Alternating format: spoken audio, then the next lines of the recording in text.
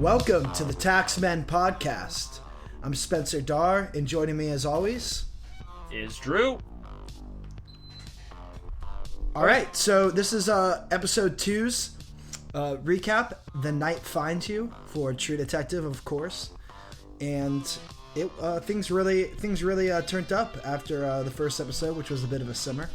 Yeah, absolutely. I don't know if I liked it more than the first one, but it certainly picked up the pace. Yeah, the pacing was really solid. It starts off a little weird when we just start with tight shots of Semyon in bed with his wife. Oh my gosh, I love that. That was one of my favorite moments of the whole episode. Yeah, I really like that scene. He's staring at the spots on the ceiling, which he jokes about the California drought and how he got rain spots on his ceiling when it's rained 2 damn times all year. Yeah. But I love like that Rorschach look to them. Mm-hmm. Paper mache. It's all paper mache. It's all going to sort of crumble around him. Oh my gosh, what an awesome metaphor. Yeah, it was really great, especially in a funny, just like a literal symbol for symbolism. Yeah. Yeah, it was really cool, that whole scene, like you were saying, the whole paper mache part, then going on in his story, just staring at the ceiling while his wife tries to console him. But I really enjoyed that whole tossing around of the idea of just like, what if I get left in the basement?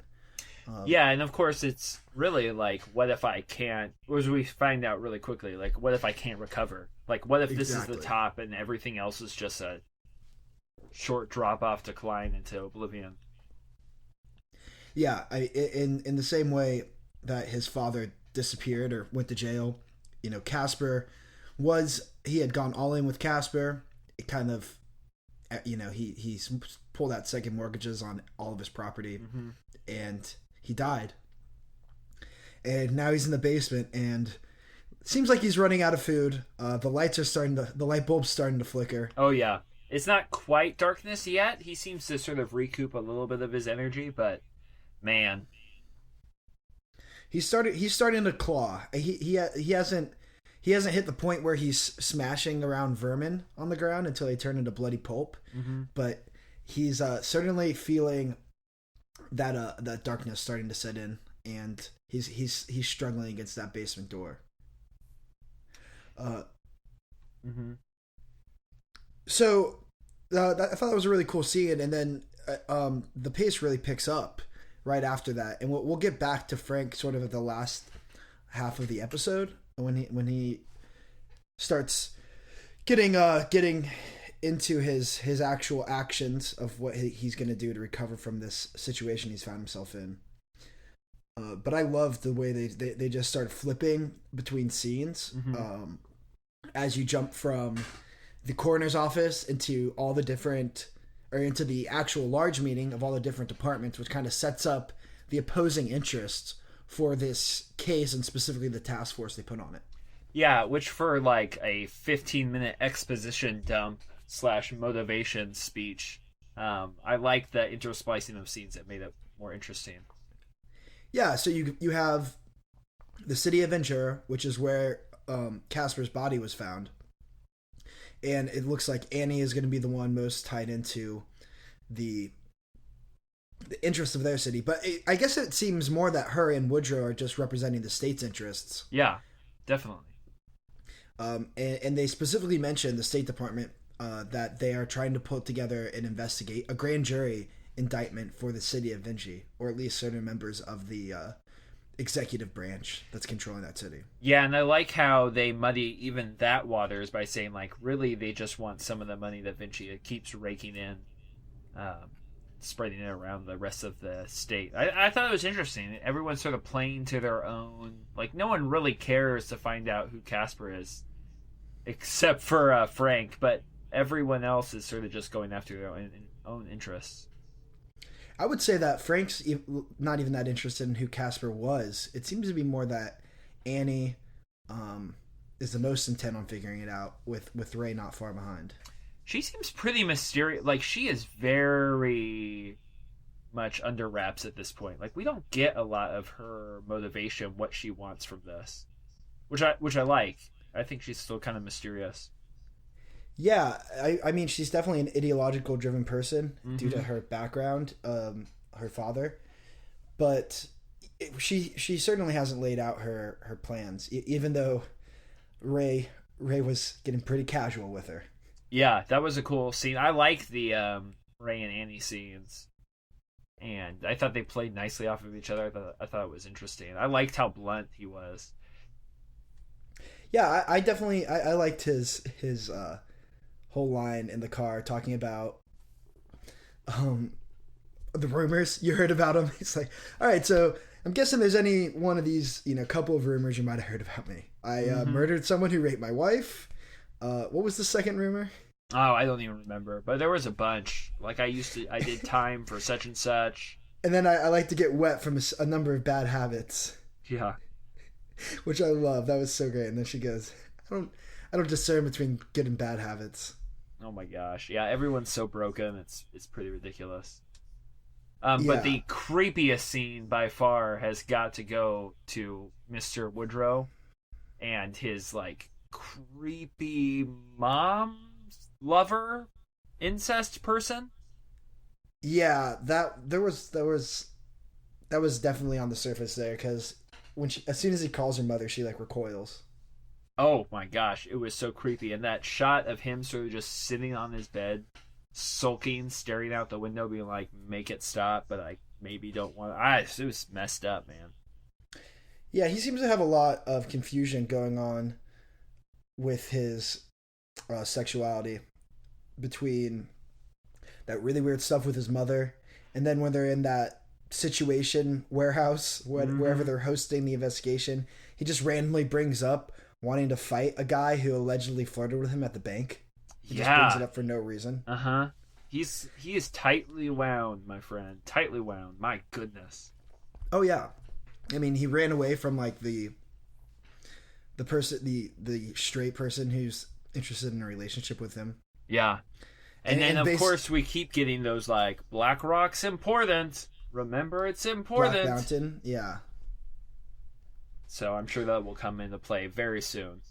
Yeah, and I have some theories about that. We can get into it with our wild speculation towards the end of the podcast.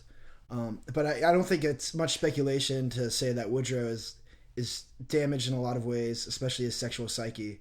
Because the episode also ended, his last scene was standing on the balcony of like a hotel and just staring at gay people walking by on the streets. Yeah, definitely. So yeah, continuing the trend of broken sexuality. And Annie's, one of her final scenes is her staring at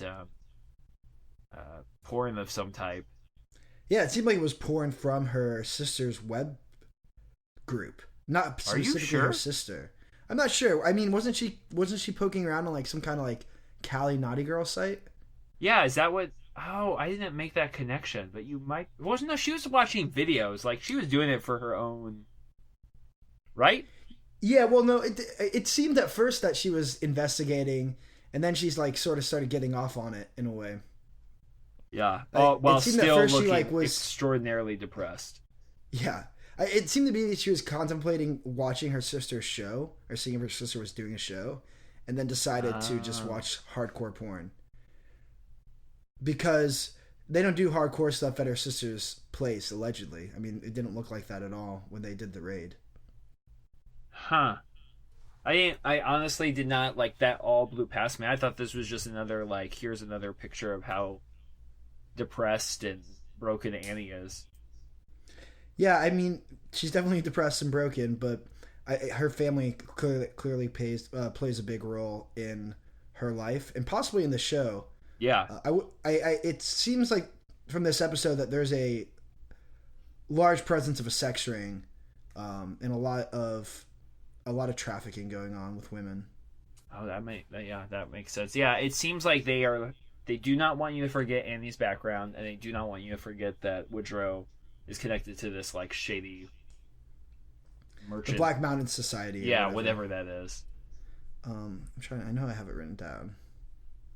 So yeah, lots of cards on the table that have yet to be flipped over, and it seems like those cards are going to start flipping over pretty soon. Yeah, So we get like the general setup there at the beginning of the different interests of everyone. I loved that line from Velcoro when he's getting his pep talk from the Vinci department, and he just ends it. He's like, "So just so I'm clear, am I actually trying to solve this case?" Oh my gosh! And they give him that bull crap about like, we accept the dualities and just no surprises was basically what they're saying. Yeah, no surprises. We expect you to mediate everything and make sure like the right information gets to the right people. A lot of faith people trust into this guy that holsters his weapon when he walks into a crime scene. Let's not get there yet. Let's not go there yet. So I also really enjoyed the line, Casper's death is a window into Vinci, into everything. I mean, the State Department is smelling blood in a big way. And it kind of stands as another like very meta statement for the viewer, because I totally felt after watching the first episode that was going to catalyst the whole story of the season. And it's clearly we're just diving completely into that case. Yeah, absolutely. Hey, we've made it like what, 12 minutes in, and we haven't alluded to season 1 once. Yeah, and there's not a lot to say, other than like the only illusion, or not even illusion, but just cross comparison I picked up on was the banter between Velcoro and Annie in the car when he goes on a monologue about how he can't smoke e-cigarettes because it seems like sucking a robot's dick. I was burping there, not just disgusted to say that line because it was hilarious. Yeah, it was ridiculous. Felt like they're smoking me. You know? Cigarette would never do that to you. And then they just cut to that scene of that giant machine going up and down. Oh my gosh, it's ridiculous. Yeah, that was really great. They had a lot of awesome crosscuts. Yeah, again, I always feel like with these HBO shows that do the two, like just like Game of Thrones, there's 2 directors in consecutive episodes. The second episode is always stronger. Yeah, that's fair. So you like this episode more than you like the first one? Oh, absolutely. It's just it got things moving. There's just so much going on. I actually had to watch it with subtitles just so I could keep up and catch every part of the dialogue, because there's so much just quick stuff, especially in that first 30 minutes. Yeah, man, they are. I mean, and I want to be like, oh, season 1 was much more. No, it wasn't. It was equally complex. Like, this is a complex murder and all of the interests at play and who's covering up what, who wants what to be found out. It's pretty daunting, honestly. Yeah, well, when you come into this season, it's different than when you go into the first season of a series. Your expectations are just based, or I mean, not your expectations, but our minds are now conditioned in a different way than when we started watching True Detective back in season 1, because I took note on every little element, because you don't know how these are gonna intertwine throughout the season, so you got to pay attention to every character. Yeah, for sure. Like 2 really interesting characters from this episode that we got to know a lot more. One was the mayor of the city. Yeah. Who's just a total tool. Oh, not only, I mean, he's like one of the puppet masters, or so it seems. I don't know. He seems almost completely gone. Like, yeah, I mean, he's just wasted, right? Yeah, he's so something. Yeah, and he talks about drug use a lot in that scene with Semyon, and how when he was getting high on the reg, which I'm not convinced he's not getting messed up on something now, but back in his younger days, he was like on psychedelics. The whole West Coast hippie movement type of mind expansion, LSD, mushrooms, etc. And then he laments his son for basically being a cokehead, ecstasy, whatever else, into like some really hard stuff that he doesn't see as being spiritually enlightening. #hypocrisy. Yeah. Which seems to be a trend for like a thematic element of this season. Fathers and hypocrisy. Yeah, and just duality plays a lot into it. I felt there was a lot of that in this episode. Like, there was a really good... I like these like two pieces of dialogue that lined up. Towards the end of the episode, when Frank and Velcoro are talking in that really, really sad bar. Oh my gosh, the world's saddest bar with the same singer singing the Lonely Man song. Same sad songs. Oh God, it's like Cat Power doing a solo set.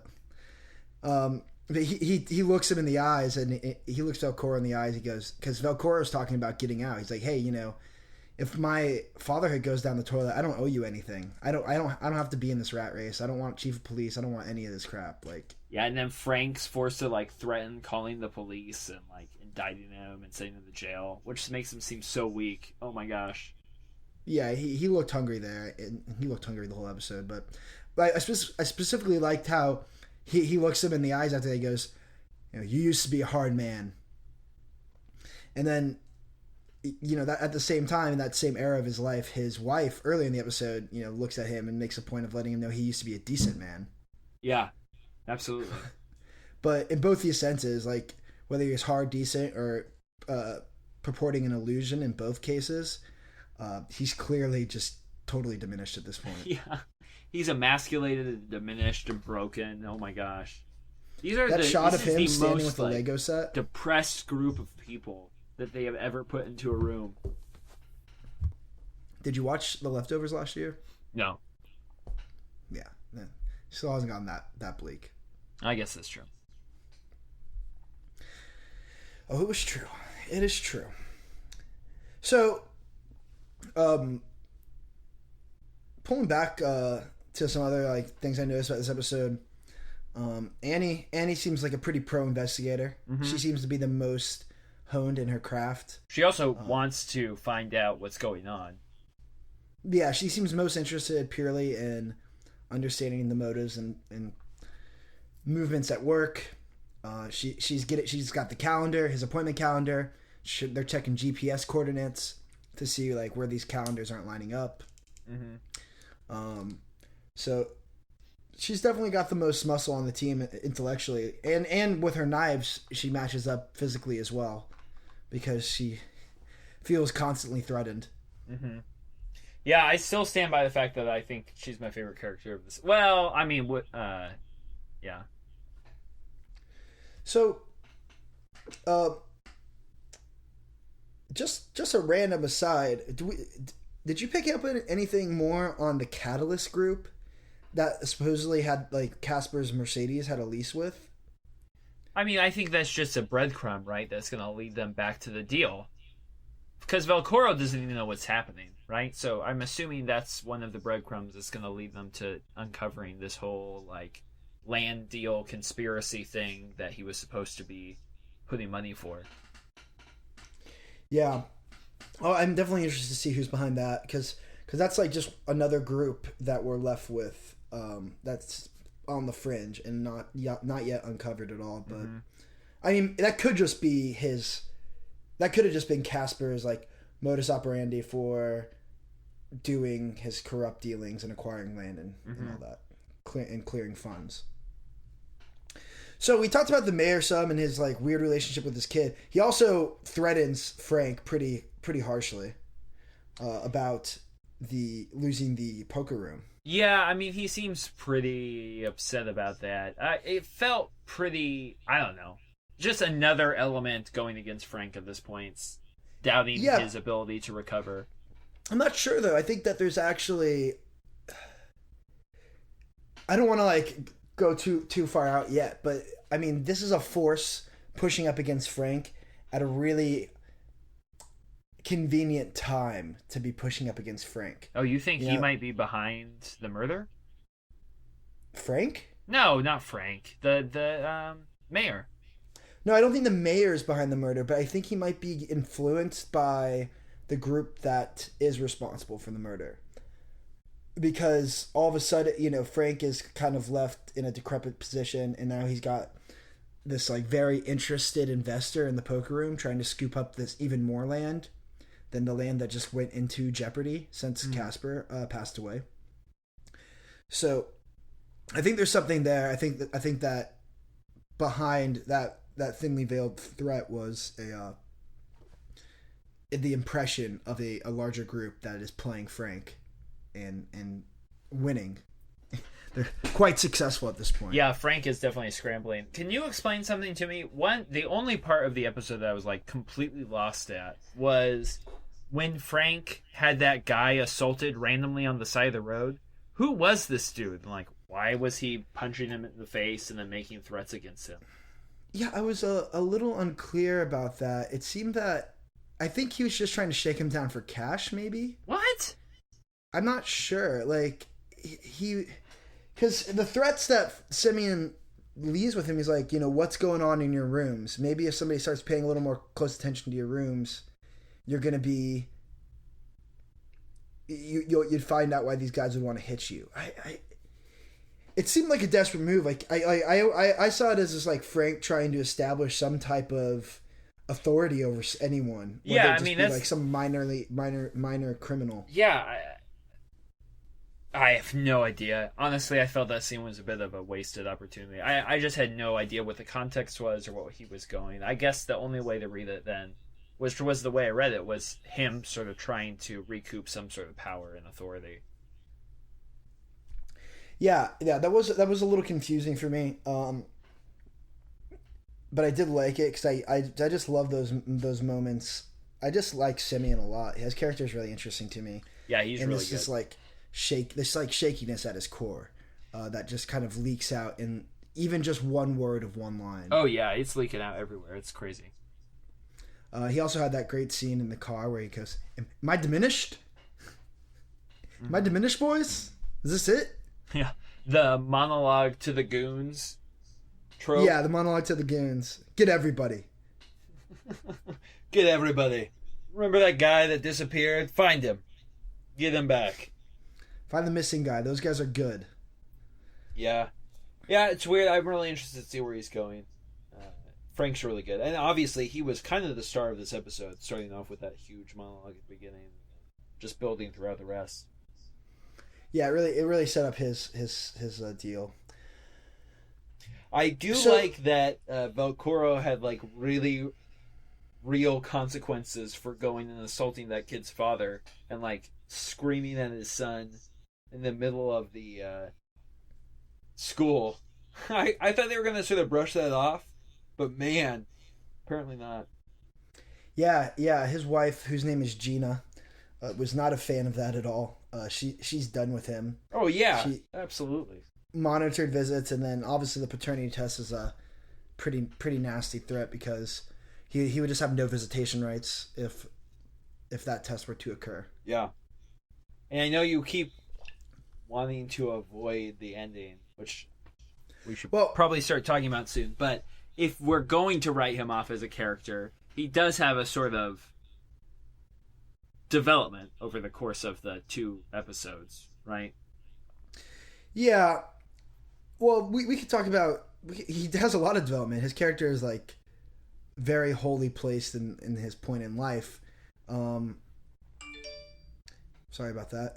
But he seems to...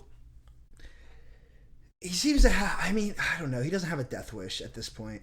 I kind of want to talk about one more scene, then we can talk about some different theories, because there's a lot of different ways you can go with that last scene, which is why I kind of don't want to uncork that can yet.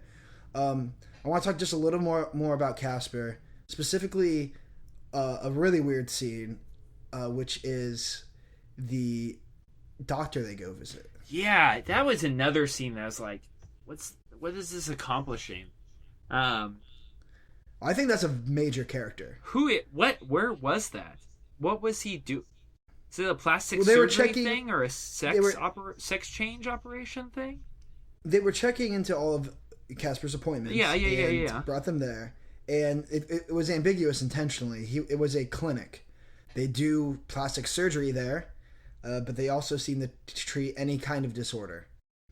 And in Casper's case, he would go there for therapy because he seems to be a pedophilic creep who preys on young women.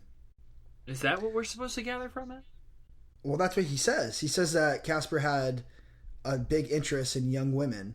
So I'm guessing he's not talking about 18, 19-year-olds. I'm guessing he's talking about younger women than that. Yeah. and he would go there to seek treatment. Weird. So I think that's weird. I mean, like, it's in the traditional, like, detective stories in California, you see a lot of doctors coming into play. Like, I just watched The Long Goodbye last night, and the doctor is a big part of the, like, one of the characters' problems, and this is like a recurring thing. Like Inherent Vice earlier this year, you have it again, like a doctor who's integral in enabling these, like, evil men to do evil things. Weird. So I think he's going to be very important, and he might be a backdoor to this like sex ring that seems to be going on. Or at least it gave me at least more of an impression that there is a sex trade, where they're exchanging young women, or, you know, whatever fancies the wealth and high powers of Vinci. Yeah, you need Arya to walk into this place, start laying the smack down. She delivers some justice, and fitting justice too, because we know she has a predilection for taking out eyes. Yeah. I thought it was weird that the doctor wore his sunglasses the whole time. Yeah, that's true. And I also think it's weird that Casper had his eyes burned out with hydrochloric acid. You're drawing a connection between the two? I thought he was just doing that because he's a weirdo.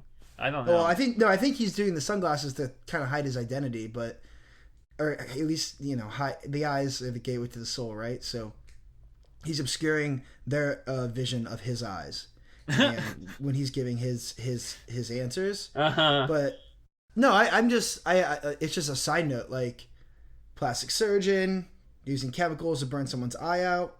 Who knows? Yeah, I mean, maybe you're onto something. I don't know. I just thought, I mean, he was definitely playing a character. There are lots of big characters. Him and the mayor being two of them that are just, like, almost, like, completely larger than life. So I just thought it was part of his characterization.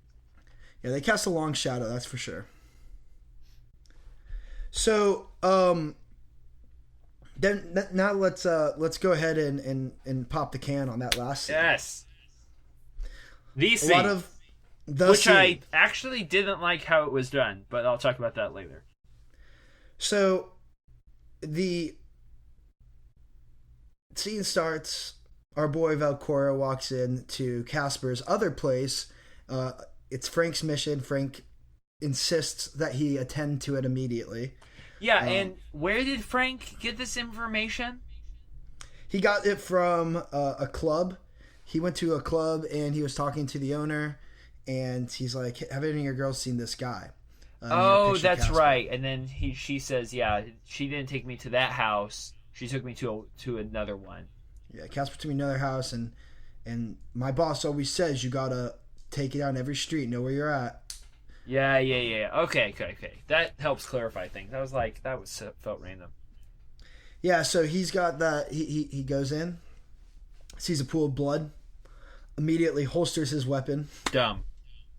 So dumb and so fishy. And then opens the door, sees the camera that's definitely on because you hear it like making camera noises. Yeah, it moves. Yeah, it's focusing. So apparently whoever murdered Casper was too stupid to see the camera or already white. I mean, I don't know. If there's anything that comes of that camera thing, I'm going to find that extremely hard to believe. I mean, in what manner? Like, if they find crazy evidence of, like, oh, now we know who did it. No, they wouldn't do that. No, I don't think that's what it would do, but the camera definitely recorded the next thing that took place, which was this Ray getting shot twice. Yeah. First from behind, it looked like it caught him in the calf. He took a tumble, and he takes a tall tumble because he's a big boy. And then he gets gutted in the chest with another round of another round. Yeah, I was trying to see if it was in the chest or if it was in the crotch, like Casper. It sort of looked like it could have been either. It looked like the gut to me. Either way, and I watched it again today. It sure looks like he's wearing a t-shirt. I think he is at least down for a while underneath the shirt. I don't think he has the vest on. I'm not sure he had the vest on either. I mean, thinking that he might have is pretty speculative. It didn't look like he was wearing a vest. I mean, they have lots of shots, and his shirt is pretty. He has a nice V line going, and it sure looks like there's a white T-shirt sticking out from underneath it. But the piece of wardrobe that caught my attention in that scene was the mask, the bird mask. Oh yeah, the same mask that was up against the car door in the first episode. Was that mask against the car door? Yeah, man. The eagle. Which scene in the first episode? It's when they're showing shots of the body in the car driving. They cut to the driver's seat, and on the passenger side, next to the driver, you see the eagle. Yeah. Of course. So it's the same. He came back, and it sure looks like they do this pan shot when Velcoro's going into the house. Another stupidly, almost hard to believe, horrible police practice. But anyway, he pulls up right beside the house. Looks like there's this shady black, nice vehicle right beside him that he just walks past. Heavily tinted, walks past it, doesn't pay attention. Super.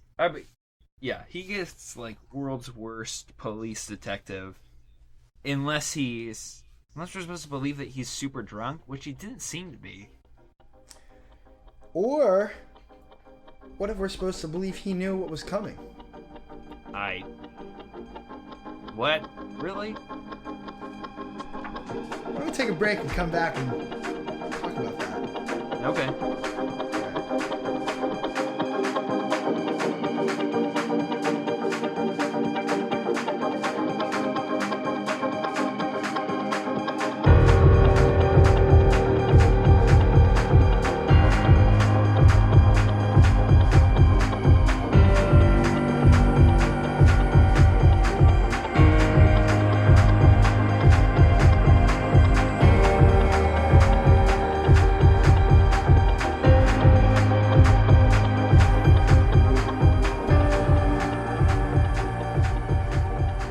So, was Ray shooting a setup, supporting evidence that he was in on it? That Ray was in on it. That Velcoro was in on it. Okay. Why does he holster his gun when he sees a pool of blood? Right? That's the part strange. where you pull out the gun. That's the part where you immediately pull out the gun. Both hands on, looking around, very aware of your surroundings. And then he goes and he opens the door, finds a camera that's recording, and he gets taken down in front of the camera. So is there any, is there a possibility that he's also involved with this setup? Maybe they wanted to establish some kind of line of proof, and he goes even deeper undercover to try to see, what forces are moving a certain part of this story? Reasons why I completely don't believe any word that you're saying. Velcoro's character seems completely broken at this point in the series, right? He really doesn't have much to live for. Why would he... Okay, so there's that. Second, it gets him out of the investigation, right? So shooting Velcoro, if you're gonna sell this, you're gonna really shoot him. You won't kill him, but you'll shoot him. So now you just took out your main informant person from all investigation. The only Vinci guy. Makes zero sense. And then him and Frank were just fighting. I just don't buy that this is some sort of master plan. So what force? How do you see this Birdman moving in? And do you think that Ray is dead? I mean, I definitely don't think so. No, I don't think he's dead because he's important. There's actually the smallest gauge shotgun bullet is called a bird shot, which is fitting, as the guy's wearing a bird mask. So there's a lot of theories out there that there could have been that could have been salt pellets, it could have been bird shot, which is a non-lethal gauge. Yeah, man, but that was point blank. Yeah, I mean point blank, but I mean still, it's salt doesn't cut through you, even if it's rocketed out of a shotgun shell. It's gonna cut you up. It's gonna be nasty, but it's not gonna gut you like a 12 gauge, like any kind of regular ammo. especially the ammo that blew off Casper's junk. Yeah, which I was getting flashbacks to the whole time. So, yeah, I mean, I just think the easiest theory, the predominant theory, is that there's a third party. It's either like this Black Mountain group, or it's this, land conglomerate thing that they keep alluding to. Yeah. That it's someone that's out to get Frank. Velcoro's Frank's guy. He saw something, the camera, who knows, that he wasn't supposed to, and so they're going to try and take him out. Now, yeah, there might be a reason like why they kept him alive. Maybe it's sort of to get Frank into their pocket, as like we'll terminate your dude if you mess with us. He's already hanging by a thread. Yeah, I mean, I don't know if it's necessarily directed just at Frank, because the guy who we now like, because of the parallel of the mask being in the first episode and this one,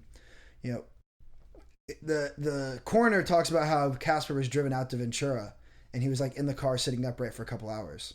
Yeah, and so clearly this guy drives him all the way out to Ventura's jurisdiction before dropping him off on a bench. So whoever murdered him intentionally is involving multiple vicinities of this like part of the country, this region, which also I think it would have drawn the state's attention anyways, but now it definitely has to involve the state because you have to decide like whose jurisdiction it is. I mean, maybe it's a vigilante. Political. Maybe it is literally a third party that has no connection to anything, that just wants Vinci to burn, like the town. Yeah, and so could it be? Do you think that it's possible Annie's father and his like commune is involved in some kind of self-righteous movement in trying to like subtly unsettle the status quo?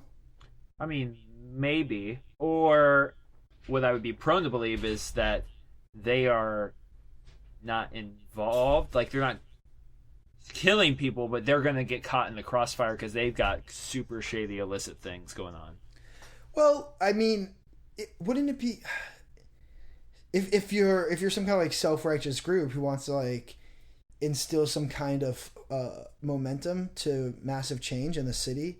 Yeah. Then I feel like what they're doing, kind of putting pressure on this land development going through, putting pressure on the prominent corrupt members of the society, specifically at Casper. I don't know if Simeon's a target for the Birdman or not.